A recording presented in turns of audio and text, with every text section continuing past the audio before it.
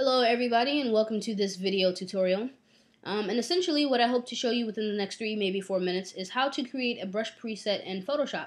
More specifically, we're going to use the example of creating a grunge stamp, and I'm going to do it in such a way that's going to allow you to have a vector path-based object of the equivalent stamp.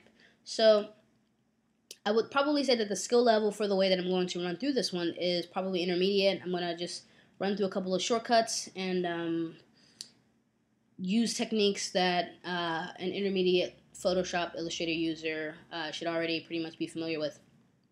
I'm using the CS5 suite, so if you're using CS4 or CS3, it will still be relatively easy to find, give or take a few changes as it pertains to your menu item locations.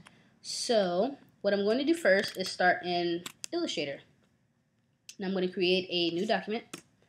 Select enter, and I'm going to turn off the fill, and after stroke is selected, I'm going to go up here to the shape icon in my tool palette, and I'm going to highlight rounded rectangle tool. Now you can essentially do whatever you want, but for all intents and purposes of this tutorial, I'm going to use the rounded rectangle tool, and I'm going to drag this out.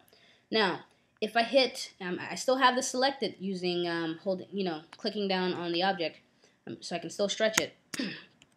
If I hit the left key, the left arrow, okay, it's basically going to reset the corners to make them sharp. If I hit the right arrow, it's going to round them completely, or you can, round them to your desired look by hitting the top arrow. So hitting the left arrow resets it. If I hit the up arrow, okay, you can see that the corners are getting rounded. If I want to sharpen them back up a bit, all I do is hit the down arrow and stretch that back out again. Okay. So find something that's pleasing, and I would probably say that this is fine, and I'm going to select 16 points for the stroke. Now I'm going to copy this by hitting Control C if you're using a PC, Command C if you are using a Mac. And I'm going to, or you can go up to the edit menu and copy. You can see here that here's a shortcut and this is what you want. So I'm going to go back into Photoshop. I'm going to create a new file, and the maximum brush size that you can use to define a preset in Photoshop is 2500 pixels by 2500 pixels. So 2500 on either side, whether it's width or height. And since we're creating a stamp that is has a horizontal perspective, we want for the width to be 2500 pixels wide. About 1000 pixels high, and we're going to leave resolution at 300 pixels per inch. Go ahead and click OK, and then here we are. I'm going to float this in a new window, or in a window, so that we can move it around like so, and I'm going to paste.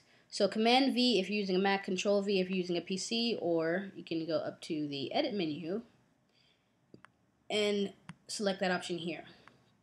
Now of the 4 options here, I'm going to use Smart Object, because why do I want to use that?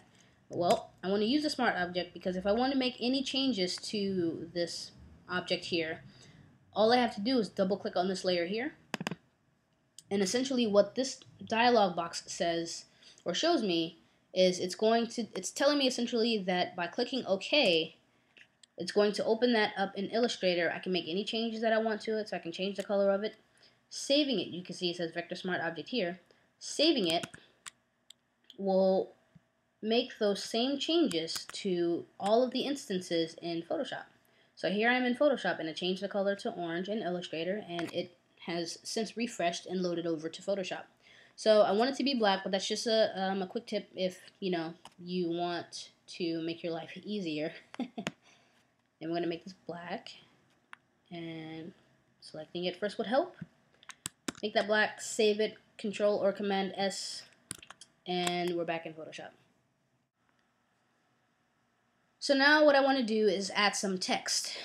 Okay, I'm just going to click inside here and type out grunge. Okay, now if you want to select just the text layer and any other layer, if you hold down the Command key for a Mac or Control key for a PC, you can single-handedly select or deselect any other layer that you may want to group these into this set with.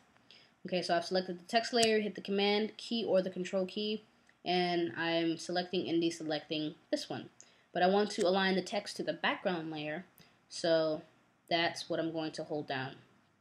And then I'm going to take this text layer here, and I'm going to stretch it without adjusting the font size to fit more of the space within this bound box here.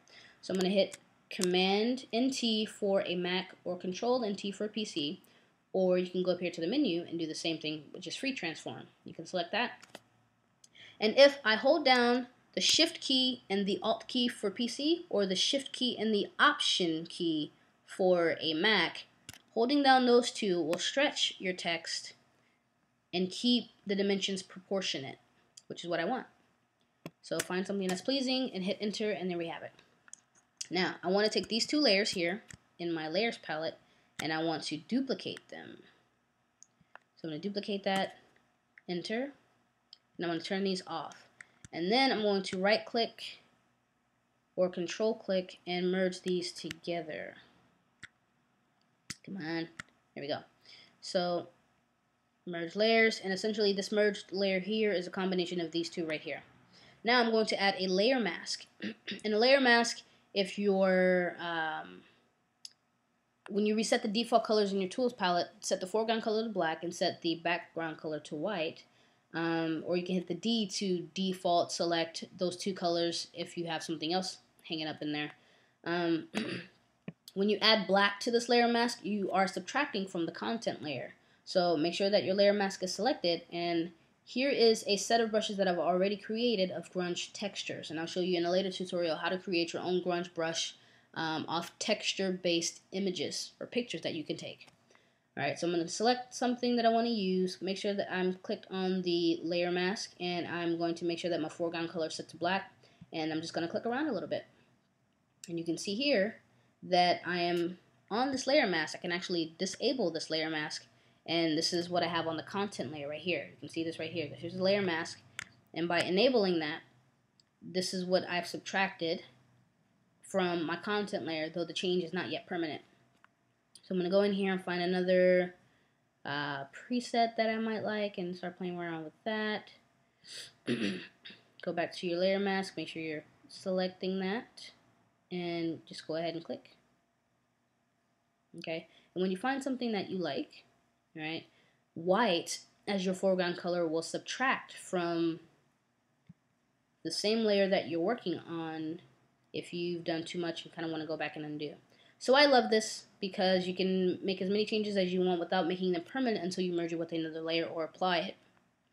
So now that I found something that I like, I'm going to duplicate this layer, and you can do that by selecting Command J for Mac or Control J for PC, or you can even right click and do the same thing. And I'm going to turn this layer off. Now I'm duplicating every major step just in case I end up having to go back to start from a previous point without having to start all over. So it's really good to get in the habit of taking that precautionary step to duplicate every major step so that you don't have to start all over if you mess up and do something silly. So now what I want to do is I want to merge this layer with another one, a blank layer here. So I'm going to hit the Command click, no, not Command click, Shift and click on these two layers to merge them together. You want to right click, merge layers, and essentially now this layer is a combination of this layer mask and this content layer. Now the difference is that anything that is white is now subtracted from the content. So if I hit Command and click on this layer, or right click, what is it? It's Command click and for a Mac and Control click for PC. It's only selecting, you can see here, that if it's white, it's not being selected. If it's black, it is. Okay, so we're going to go back out, and I'm going to copy this. So Command C or Control C, copy that, and I'm going to go into Illustrator, and I'm going to paste this. Now this is what it looks like in Illustrator as an image, but we don't want an image because you can see here it's bound on the sides, and that's not giving me what I want for brush preset. So what I'm going to do is I'm going to go to Object, Live Trace. Okay, Now what live trace is going to do is it's going to, based on editing these parameters over here, this path fitting, minimum area, corner angle, you are essentially going to determine how much or how little Illustrator will go ahead and size this thing up. So you can see here that I have 3 grunge presets already that I can use. I'm going to select the first one and then preview. And basically in preview mode, it's showing you what your stamp or what your object will look like after Illustrator has applied those parameters or those settings. Okay, but we're going to go back to default and I'm going to show you how to get it yourself. Okay, so what I do is I'll take the path fitting, I'll leave the path fitting where it is, give or take a pixel. I'll take the minimum area pixel down to 1 or 2 maybe. Let that load up in preview mode and you can see the changes there. And you may be able to see another change down here when I take this down to a pixel or 2. So go ahead and look at my object, and subtle changes are being made. And the threshold here, if you adjust this, let's say let's take it all the way up to 211, you can see what happens to your brush after that. So the threshold, I mean, it's a little darker. If you take it down to 40, then it's subtracting, it's heavier on the grunge. But I want it up about 190 or so, just for this. Okay, so that's a nice balance. I'll say we trace it, and then here you go. So it's been traced. Now what do? You go back to Object and select Expand, and it's going to break this object up by fill. That will allow you to select white or all of the different colors inside of the object. So if I click here, you can see that in my tool palette, my fill is white. Okay, fill is white, and if I select anything that's black, then you can see down here now that it's black. But I want to get rid of everything that's white. So how do I get rid of everything that's white without driving myself crazy, single-handedly selecting all of these little circles and half shapes? Well, I'm going to zoom all the way back out and show you guys how to do that. Now, if you use the direct selection tool, okay, you don't want to use the selection tool because the selection tool is going to select this grouped object as a whole. You don't want that.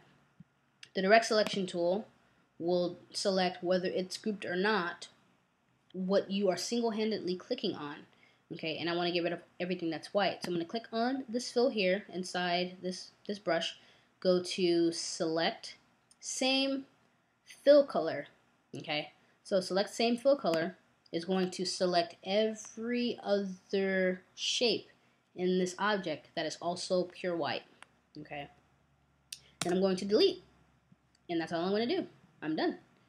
Alright, so then I'm going to take this and I'm going to copy it, and I'm going to go back to Photoshop. Okay, I'm going to deselect this and turn this off just to show you what's going on here. And I'm going to paste this smart object in Photoshop. And then I'm going to select enter. Now this is fine where it is, but what I'm going to do is I'm going to zoom out again, and I'm going to stretch it to the width of this canvas here. So I'm going to center it to the background, and then I'm going to transform it by selecting Command or Control T, free transform it, and I'm going to scale it up. Okay. Now, you can scale it up as much as you want. Try to get as close to the edge as possible. And then what I'm going to do is I'm going to Command click for Mac or Control click for PC. Select this content layer here. Okay. So I'm going to click on this, and essentially it's selecting everything that's on the content layer, which is all black. Okay. And then what I'm going to do is go to Edit, Define Brush Preset. Simple as that. And you can see here that the brush in its entirety is 2,489 pixels wide. And you just say, hey, Grunge stamp, brush preset, Arial black font, which is what I use. Or you can, give it whatever name you want. Select enter, and you're done. Okay, you deselect this, create a new layer, you go into your brush palette, and you can see down here that an addition has been made. So you can see where some of my other presets are: Grunge brush 12, 5, 6, and here's the one that I just made: Grunge stamp, brush preset, Arial black font. Go ahead and click on that, and here we are. I can put this anywhere that I want on my canvas. Now I like to make them as wide as possible so that it's easy to retain the quality at such a high level, but still resize it to retain that quality. Okay, so I can take this down to, let's say, 484 pixels, change the color to red, and there you have it. Okay, we can up the size of it, make it a little larger.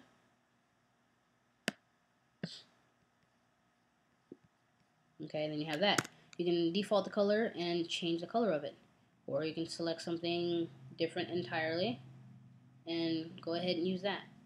Okay, I will show you some of the other brushes that I've created as well in a stamp set. Alright. 1 second, there's a spider crawling across my floor and I hate spiders. It's gonna die right now.